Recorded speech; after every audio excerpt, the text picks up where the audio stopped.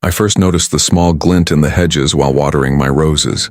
A tiny black lens, no bigger than a dime, nestled inside a decorative birdhouse mounted suspiciously close to my yard, and my stomach dropped because I knew what I was looking. It wasn't some nature camera or a kid's science project. It was a professionally installed surveillance device aimed directly at my home office window, where I often sat late into the night drafting documents, holding Zoom calls, and minding my own business. At first, I tried to rationalize it.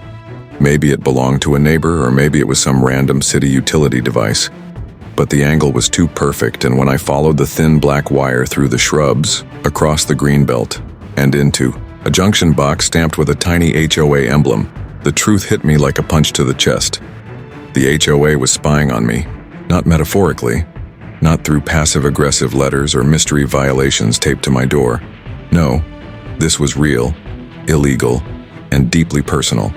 The same HOA that had fined me $50 for having my garbage bins out an hour too early. The EU, same board that had rejected my request to install solar panels. The same smug president who once said, "Some residents just think they're above the rules," had installed hidden surveillance equipment aimed directly at my private property. My hands shook with rage as I photographed everything, documenting each wire, each angle, each serial number. I filed a formal complaint demanding an explanation, and they responded with a smirkingly polite letter claiming the cameras were for community security and did not collect any private data.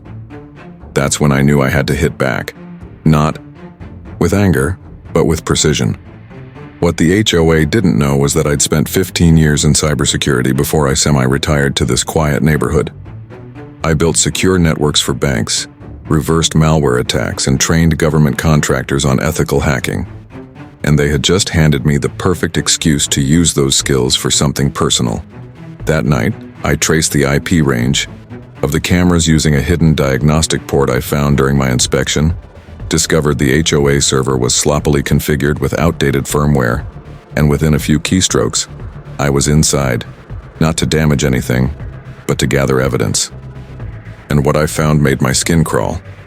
The board wasn't just watching me, they were watching a dozen other homes, all flagged internally as non-compliant residents, mostly older folks, veterans, single moms, people who'd challenged the HOA or refused to bend the knee. They had archived footage labeled by name and date of people in their backyards, inside their windows, even zoomed in shots of families at dinner tables.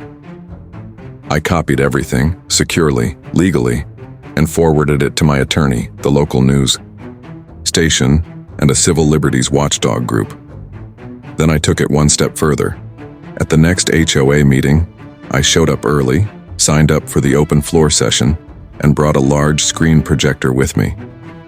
When my turn came, I calmly plugged in my laptop, turned to the president and said, "I believe the community deserves to know what their dues have been paying for." The footage rolled. Gasps erupted. People stood up. The room transformed from a bored Tuesday gathering into a courtroom drama. The president's face turned a color I'd never seen on a human before, pale and red at the same time as I explained exactly how I'd discovered the cameras, traced the network, and found the unauthorized recordings. A woman broke down, crying when she saw footage of her teenage daughter changing in front of a window. A Vietnam vet clenched his fists and stared at the screen like it was 1972 again. Chaos broke loose. People shouting, demanding resignations, waving their phones as they recorded the whole scene for Facebook, Instagram, and the 10 o'clock news. The fallout was swift and glorious. Within 48 hours, the HOA board was suspended. By emergency vote, a criminal investigation was launched by the county sheriff's office, and the local news ran my story under the headline, "Neighborhood Spy Scandal Exposed by Resident Hacker." But the victory didn't stop there. Several neighbors banded together to sue the HOA for invasion of privacy, and I volunteered to provide forensic evidence for each case. The surveillance equipment was confiscated. State lawmakers reached out to me to help draft a new bill on HOA surveillance limits. And the smug president? Last I heard, she fled the neighborhood under the cover of night, her house sold for a loss. Her name now synonymous with one of the most embarrassing abuses of power in the HOA's history. As for me, I still live in the same house, I still sit by the same office window. But now, instead of a camera in the hedges, there's a sign, "Don't Mess with My Privacy." metal, shiny, and clearly visible from the street, that says, "Smile, you're not being watched. Not anymore." And every time I walk by it, I smile too, because there's something deeply satisfying about fighting back not with fists or fury, but with truth, skill, and justice served exactly the way it should be: cold, clean, and undeniable.